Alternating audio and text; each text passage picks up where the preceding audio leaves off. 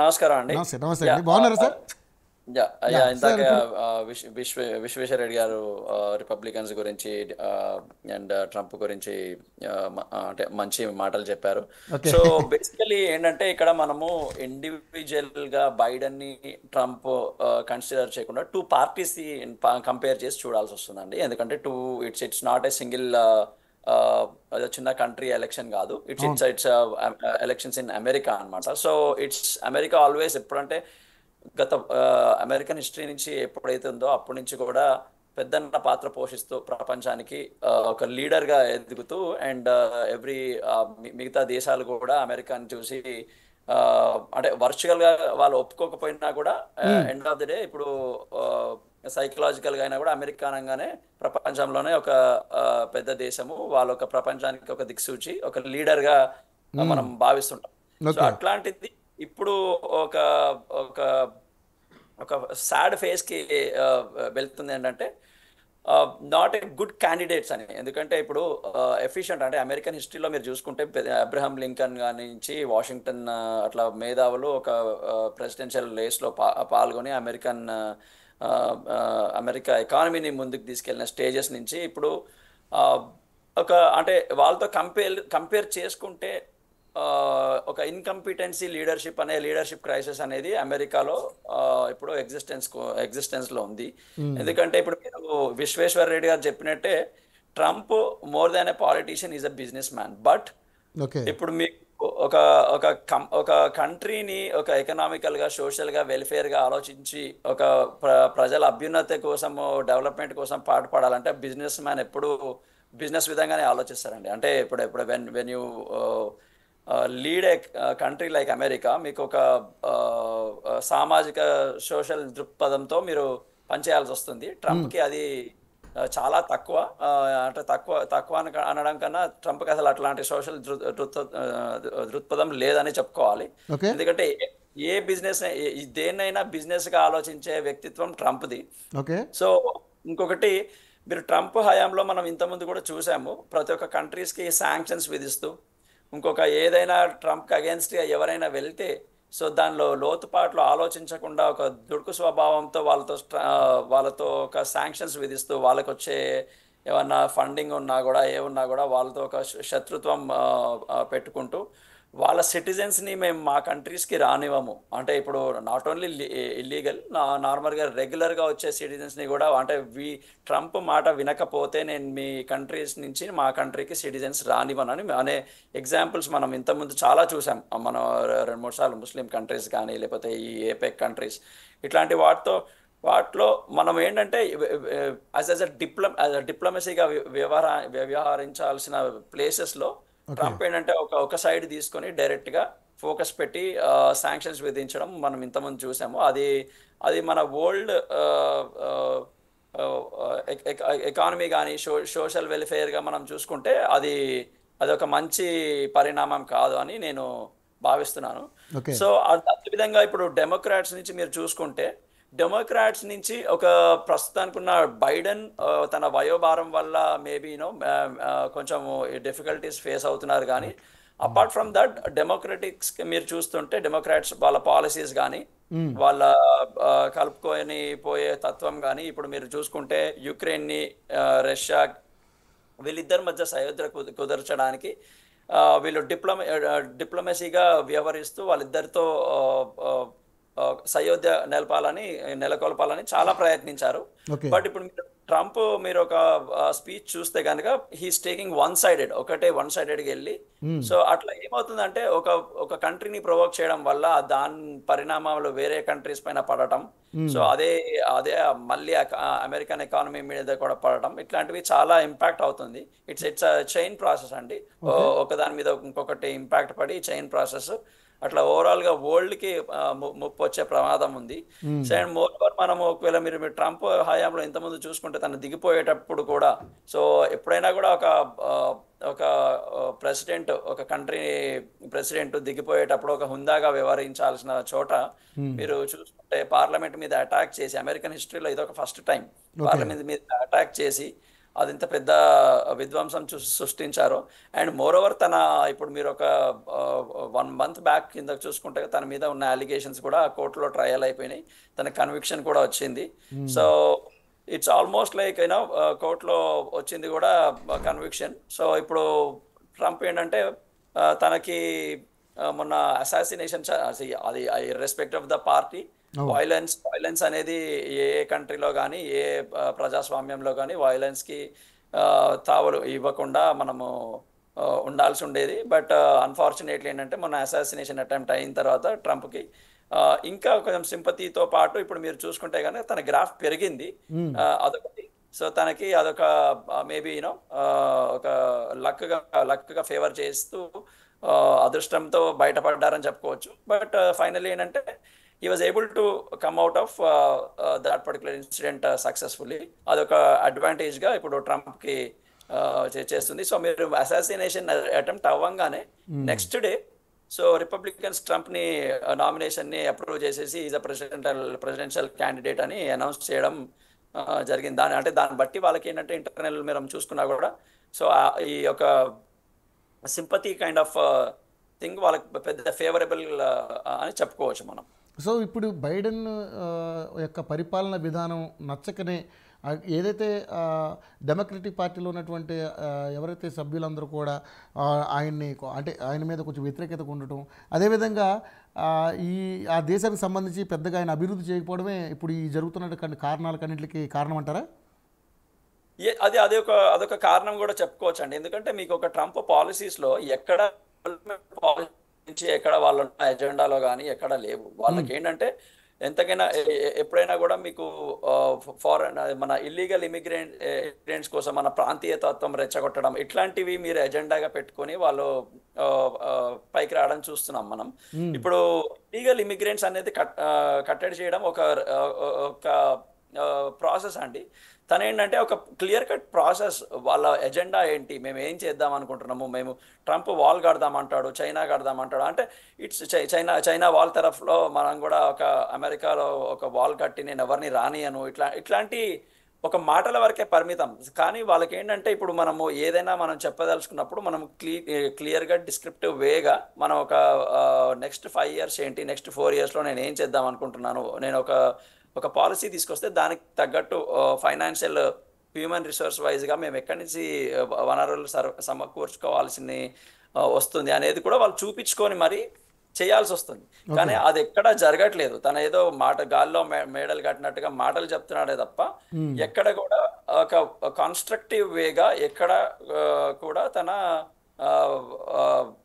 Detailed description ఎక్కడ ఇవ్వట్లేదు. So అదొక అనుమానం జనాల్లో ఉంది. సో ప్రైమరీ మళ్ళీ లీగల్ ఇమిగ్రేషన్ దగ్గరికి వస్తే కూడా ఇప్పుడు తన మొన్న ఒక 2 months బ్యాక్ చేసిన వ్యాఖ్యలు ఏంటంటే నేను ఇప్పటి వరకు MS స్టూడెంట్స్ ఎవరైతే వస్తారో వారికి అందరికీ గ్రీన్ కార్డ్ ఇస్తా అంటున్నాం. సో అదొక కాంట్రడిక్టరీ స్టేట్మెంట్ అండి. ఎందుకంటే ఇప్పుడు లక్షల మంది MS-కి ఇక్కడికి వచ్చారు. So all of a sudden అంతమందికి వీసాలు గ్రీన్ కార్డులు ఇవ్వడం అసాధ్యం అండి. It's impossible. సో తన స్టేట్మెంట్స్ అట్లానే ఉంటాయండి. ఇప్పుడు ఏమంటున్నాడు అంటే అందరికీ ఇచ్చేస్తాను అంటే అందరికీ ఇప్పుడు మీరు చూస్తే కనుక ఇట్స్ నాట్ ఓన్లీ ఇండియా. మనం ఎప్పుడైతే మనం గ్రీన్ కార్డ్స్ దగ్గరకు వచ్చినాడో వరల్డ్ ని మనం మైండ్ లో పెట్టుకొని మనం మాట్లాడుకుంటాం. సో ఇండియా నుంచి వచ్చింది ఒక 15 to 20%, మిగతా కంట్రీస్ నుంచి వచ్చింది, చైనా నుంచి మీరు చూసుకుంటే కూడా ఇంకొక 15%. సో ఇట్లా మీరు మొత్తం వరల్డ్ నుంచి మీరు చూసుకుంటే కనుక, కాకపోతే లయన్ షేర్ వచ్చేసి ఎప్పుడైనా సింహభాగం వచ్చి ఇండియానే ఉండేది దాంట్లో. సో దానికి ఒక ప్రణాళికబద్ధంగా మనం ఏం చేస్తామో నేను ఈ నంబర్ ఆఫ్ గ్రీన్ కార్డ్స్ని నేను పెంచుతాను అట్లాంటివి ఏం లేదు, నేను అందరికీ ఇచ్చేస్తాను అంటే అదొక కాంట్రాడిక్టరీ స్టేట్మెంట్. అది మనము ఆ స్టేట్మెంట్లోనే చాలా తప్పు ఉందండి. ఎందుకంటే ఇట్స్ ఇంత పెద్ద దేశంలో ఇంత పెద్ద immigration system, American immigration system is a broken immigration system అని అందరూ అంటారు. ఎందుకంటే there is a no clear cut path way. Election జగ్రెడ్డి గారు, ఇప్పుడు ఇంతమంది ఉద్యోగాలు అక్కడ కోల్పోయి మళ్ళీ ఇండియాకి వలస వస్తున్నారు అంటే మన నాట్ ఓన్లీ ఇండియా, అన్ని దేశాల నుంచి కూడా బైడెన్ ఇప్పుడు ఏదైతే అధ్యక్షుడిగా ఉన్నప్పుడే చాలామంది వారి దేశాలకి రిటర్న్ వెళ్ళిపోయే పరిస్థితులు మనం చూసాం. సో ఈ సంక్షోభాలన్నిటికీ కారణం ఏంటై ఉంటుంది అక్కడ? అంటే వీటిని అధిగమించడానికే బైడెన్ ఈ యొక్క కామెంట్ చేసి ఉండొచ్చు కదా, అందరికీ గ్రీన్ కార్డ్స్ అనేది అంటే ఆయన గెలవడం కోసం. నో అదే చెప్తున్నా నేను. సో ఆయన గెలవడం కోసము మీరు ఇప్పుడు ఇప్పుడు వేరే కంట్రీ పాలిటిక్స్ మీరు చూసుకుంటే కనుక గెలవడం కోసం ఇష్టం ఉన్నట్టు హామీలు ఇవ్వడము, ఇస్తాం. నేను అవును, అవును. అసాధ్యం కాని హామీలు ఇవ్వడం, మేము ఇప్పుడు ఫ్రీ బీస్ ఇస్తామని, మేము ముట్టిగానే ఉచితాలు ఇస్తామని ఇప్పుడు మనం ఎన్నో చూసుంటాం ఇండియన్ పాలిటిక్స్ లో కూడా. సో అట్లాంటివి అమెరికాలో కూడా ఇప్పుడు, ఎందుకంటే అమెరికాలో మీకు నేను ఒక ప్రెసిడెన్షియల్ క్యాండిడేట్ గా నేను పార్టిసిపేట్ చేస్తున్నప్పుడు నేను కన్విన్స్ చేయాల్సి ఉంటుంది. నేను ఎవ్రీ డిబేట్ పార్టిసిపేట్ చేసి వాళ్ళందరినీ నేను ఏం చేస్తాను, నా పాలసీస్ ఏంటి, ఆ పాలసీస్లో నేను ఒకవేళ ఇమిగ్రేషన్కి నేను ఇది ఫేవర్ చేయదలుచుకుంటే మీరు ఎలా ఫేవర్ చేయగలుగుతారు, దానికి కావాల్సిన ఫండింగ్ ఎక్కడి నుంచి వస్తుంది, ఇవన్నీ ఏ టు జెడ్ ఫైనాన్షియల్స్, దాని రిసోర్సెస్ ఎక్కడి నుంచి వస్తుంది అన్నీ చూపించాల్సి వస్తుందండి ఆ డిబేట్లో. సో ఇవన్నీ ఎక్కడ లేకుండా గాలిలో మేడలు నేను ఇందాక చెప్పినట్టు అట్లా నేను నేను ఇంతమందికి ఇచ్చేస్తాను అంటే అది అదేంటంటే మార్కెట్ చేసుకోవడం అంతే తప్ప, as a business man is marketing himself అంతే తప్ప కన్స్ట్రక్టివ్ వేగా ఎక్కడ తను చూపించట్లేదు. అదొకటి. అండ్ మోర్ ఓవర్ మీరు చూసుకుంటే పీపీపీ అని ఇంతకుముందు మనకందరికీ కోవిడ్లో అందరికీ డబ్బులు అంటే డబ్బులు ఇవ్వడం కానీ, కంపెనీస్ని ఆదుకోవడం కానీ, దానికి కూడా అందరికీ డబ్బులు అంటే ఇష్టం వచ్చిన విధంగా ఫైనాన్షియల్ హెల్ప్ అని చెప్పేసి వాళ్ళకి కార్పొరేట్స్కి మనీ ట్రాన్స్ఫర్ చేయడం జరిగింది. దాంట్లో చాలా మిస్యూజ్ జరిగింది. సో దాని తర్వాత ఏమైందంటే ఆ కంపెనీస్ని ఇప్పుడు అంటే కొంతమంది హూ ఆర్ నాట్ ఎలిజిబుల్ కూడా ఆ కంపెనీస్లో నుంచి వాళ్ళు ఆ మనీని, పీపీపీ మనీని మిస్యూటిలైజ్ చేసుకొని దాన్ని వీళ్ళు వేరే గ్రాంట్స్కి కింద వాడుకొని వాళ్ళు మళ్ళీ బ్యాక్ పే చేయకుండా ఉండడం, ఇట్లాంటివన్నీ జరిగినాయి. ఇవన్నీ ట్రంప్ హయాంలోనే జరిగినాయి. సో అదొక పెద్ద బ్లండర్ మిస్టేక్ అండి.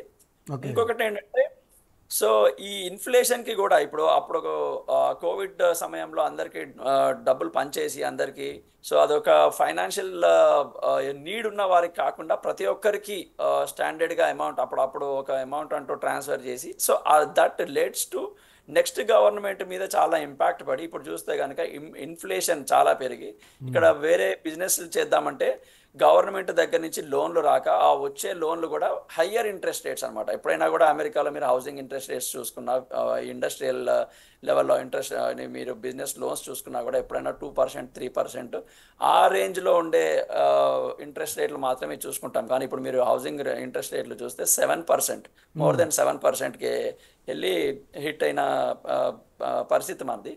సో అట్లా దాంతోపాటు కొత్త బిజినెస్ ఆపర్చునిటీస్ చేద్దాం అనుకునే వాళ్ళకి లోన్స్ సరిగ్గా అంటే తీసుకోవాలంటే కూడా హయ్యర్ ఇంట్రెస్ట్ రేట్లు ఉన్నప్పుడు ఆబ్వియస్లీ కార్పొరేట్స్ ముందుకు రావు. సో ఇట్లాంటి సిచ్యువేషన్లో ఆబ్వియస్లీ జాబ్స్ తగ్గడం, మన ఆ జాబ్స్, ఐటీ జాబ్స్ ఇంకా తగ్గించుకోవడం. ఎందుకంటే కంపెనీలు ఎప్పుడైనా కూడా వాళ్ళు వ్యయాన్ని తగ్గించుకోవాలని చూస్తాయి. ఆ వ్యయాన్ని తగ్గించుకునే భాగంలో కొత్త ఇన్వెస్ట్మెంట్లకు పెట్టకుండా, సో ఎప్పుడైతే ఇంపాక్ట్ ఎక్కడ పడుతుందంటే ఫస్ట్ ఇంపాక్ట్ పడేది ఐటీ రంగం మీద. ఎందుకంటే ఐటీ మీద ఈ ఇయర్ బడ్జెట్ ఐటీ మీద పెద్దగా పెట్టుకోకుండా ఉన్న వాటితోనే మేము ఏదో సర్దుకొని వెళ్దాము అనే ఉద్దేశంతో కంపెనీలు నడుస్తూ ఉంటాయి. సో అట్లా ఆ ఇంపాక్ట్ పడేసరికి పెద్ద పెద్ద మైక్రోసాఫ్ట్, గూగుల్, అమెజాన్ ఇట్లాంటి కంపెనీసే వాళ్ళు డైరెక్ట్గా చెప్పాయండి, మేము ఇంతమందిని లే ఆఫ్ చేసి we are not hiring for this year అని కళాఖండిగా చెప్పేసాయి. ఎందుకంటే because of this political issues. So దీనివల్ల అది మన ఇండియన్స్ మీద చాలా ఇంపాక్ట్. ఎందుకంటే ఇండియన్స్ చాలా ఐటీలో చాలా పొజిషన్స్లో మన వాళ్ళే ఉండడం వల్ల ఆ ఇంపాక్ట్ ఇండియన్స్ మీద పడింది. సో జాబ్స్ H1 మీద ఉండేసరికి జాబ్స్ పోయిన వాళ్ళందరూ మళ్ళీ బ్యాక్ వెళ్ళడం, ఇట్లాంటివి అన్నీ ఒకదాని మీద ఒక ఇంపాక్ట్ పడి సో మన ఐటీ ఇండస్ట్రీ మీద కూడా వాళ్ళ మీద ప్రభావం చూపించడం జరిగింది. ఓకే. సో ఆయన అంటే ట్రంప్ గారు అంటే అతని మీద ఒక ఎలిగేషన్ చేశారు, నా దేశంలోనే అత్యంత చెత్త అధ్యక్షుడు ఎవరు ఉన్నారంటే అది బైడెన్ అని చెప్పేసి ఆయన వ్యాఖ్యానించడం జరిగింది. సో అంటే పరిపాలన అంత దారుణంగా ఉందనా ఉద్దేశం? ఏ రకంగా ఆయన కామెంట్ చేసి ఉంటారంటారు? సో మేబీ తన అలా చేసి ఉండకూడదు. ఎందుకంటే సో హుందాగా ఒక ప్రెసిడెంట్ ఇంకో ప్రెసిడెంట్ని మన విధానాత్మకంగా విమర్శించాలి. కానీ ఎప్పుడైతే మీరు ట్రంప్ చూసుకుంటే తన ఫిజికల్గా కానీ పర్సనల్ అటాక్స్ చేస్తుంటారండి. అంటే మీ అపియరెన్స్ గురించి, లేకపోతే ఇందాక మీరు చూస్తే నిన్న నైట్ అనుకుంటా, సో ఒక అంటే Kamala Harris the way she laughs ఎలా నవ్వుతారో అనే దాని గురించి కూడా ట్రంప్ ట్రంప్ దగ్గర ఉన్న అదొక అంటే తన ఐడియాలజీ డిఫరెంట్గా ఉంటుంది. సో తను ఏంటంటే ఆ ఫిజికల్గా పర్సనల్గా అటాక్ చేయడము తన ముందు నుంచే చూస్తుంటాము. సో అదొకటి ఉద్దేశం. ఎందుకంటే బైడెన్ని మనం చూసాము, తనకేంటంటే కొంచెము ఏజ్ ఏజ్ రిస్ట్రిక్షన్స్ ఒకటి, చాలా ఒక ఏజ్ వయోభారం అనేది చాలా నెగిటివ్ ఇంపాక్ట్ పడింది. సో దాన్ని వీళ్ళు అడ్వాంటేజ్గా తీసుకొని దాన్ని ఇంకొంచెం ఏదో ఎక్కువగా చేసి చూపిద్దాం అన్నట్టు ట్రంప్ దాంట్లో సమర్థుడు. So he was able to. So ఈ మధ్య జరిగిన కొన్ని ప్రచార సభలలో కూడా ఆయన పెద్దగా మాట్లాడలేకపోవడం, దానికి అంటే ఆ విధంగా ఆ చర్చల్లో తడబడ్డం, అదేవిధంగా ట్రంప్తో జరిగినటువంటి సమావేశాల్లో కూడా ఆయన కరెక్ట్గా డిఫెండ్ చేయలేకపోవడం కూడా ఆయన మాట అనగలిగే ఛాన్స్ ఇచ్చినట్టు అయినట్టుందంటారా? ఎగ్జాక్ట్లీ అండి. అదొక పెద్ద biggest disadvantage for the Democrat party. ఎందుకంటే ట్రంప్ ఏంటంటే దుడుకు స్వభావి. ఆమె లెగిన అట్లాంటి చిన్న ఆపర్చునిటీని వదులుకోరు బేసికలీ, ఎట్లాంటి ఆపర్చునిటీ వచ్చినా కూడా. సో అట్లాంటిది మనం ఇండియాలో మన దగ్గర ఒక సామెత ఉంటుంది, మన నవ్వేటోళ్ళ ముందే మనం జారి పడ్డట్టు. సో ఈ ట్రంప్కి అలాంటిది ఒకటి కలిసి వచ్చింది. సో ఏంటంటే Biden as a whole party కాకుండా ఒక బైడెన్ని టార్గెట్ చేస్తే మన మన అంటే మన పని అయిపోతుంది అన్నట్టు ట్రంప్ వ్యవహరించడం జరిగింది. సో అదొక బిగ్గెస్ట్ డిసడ్వాంటేజ్. సో దాన్ని ఇప్పుడు వాళ్ళు కొంచెం లేట్గా రియలైజ్ అయ్యి ఇప్పుడు నా వాలంటీర్గా సో బైడెన్ ప్రెసిడెన్షియల్ రేస్లో నుంచి బయటకు తప్పుకుంటున్నట్టు నిన్న మన ఈవినింగ్ మనం చూసాము. సో ఇంకా ఫైనలైజ్గా అఫీషియల్గా అనౌన్స్మెంట్ రాలేదు. సో బేసికలీ అందరు ఎక్స్పెక్ట్ చేసేది ఏంటంటే Kamala Harris is going to take care. But ఇక్కడ మనం ముఖ్యంగా గమనించాల్సింది ఏంటంటే ఇప్పటి వరకు అమెరికన్ హిస్టరీలో ఒక ఉమెన్ ప్రెసిడెంట్ కాలేదు. సో మనం లాస్ట్ టైం చూసినప్పుడు కూడా హిల్లరీ క్లింటన్ వీళ్ళని మనము అప్పుడు ప్రపోజల్ పెట్టినప్పుడు కూడా సో అంటే అమెరికన్ ఇంత గొప్ప చరిత్ర, ఇంత గొప్ప అంటే అందరూ మేధావులు ఉంటారు, బట్ సమ్హౌ అది యాదృచ్ఛికమో లేకపోతే కావాలని చేసిందో అనేది మనకు తెలియదు. కానీ బట్ బేసికలీ ఏంటంటే ఇప్పటివరకు అమెరికన్ హిస్టరీలో ఒక ఉమెన్ ప్రెసిడెంట్ కావడం మనం చూడలేదు. సో కమలా హారిస్కి ఒకవేళ అనౌన్స్ చేస్తే కనుక so it's going to be very tough time. మనకున్న టైం కూడా చాలా తక్కువ, అంటే ఇంకొక 2 months 2.5 monthsలో మనకి ఎలక్షన్స్ రాబోతున్నాయి, 2-3 monthsలో. సో ఇప్పుడు తనకేంటంటే చాలా టఫ్ జాబ్. సో ఇప్పుడు ట్రంప్ని ఎదుర్కొంటూ తనకున్న పాలసీస్ని, రిఫార్మ్స్ అని అన్ని జనాలలోకి తీసుకెళ్ళి వాళ్ళని కన్విన్స్ చేసి so she has to make that red state into blue states. So అట్లాంటివి ఆ న్యూట్రల్ స్టేట్స్ని కన్వర్ట్ చేయగలిగితే కనుక వాళ్ళకి కొంచెం అడ్వాంటేజ్ అని చెప్పుకోవచ్చు. సో మేజర్గా ఇప్పుడు జరిగిన డిబేట్స్లో ట్రంప్ కానీ చూసుకుంటే ట్రంప్కి కొంచెం అడ్వాంటేజ్ చూపించింది. అంటే వాళ్ళకున్న ప్రిడిక్షన్లో కానీ ఆ పర్సంటేజ్లో కానీ ఆ డిబేట్స్ తర్వాత ట్రంప్కి కొంచెము మద్దతు పెరిగింది. తర్వాత అసాసినేషన్ అటెంప్ట్ జరిగిన తర్వాత కంప్లీట్గా ఇంకొక 8 to 9% ఇంకా ఎక్కువగా పెరిగింది. సో యాజ్ ఆఫ్ నౌ ఇప్పుడున్న సిచ్యువేషన్లో Trump has a edge over other party. Okay, right. PV Reddy గారితో మాట్లాడి మళ్ళీ మీ దగ్గరికి వస్తాను.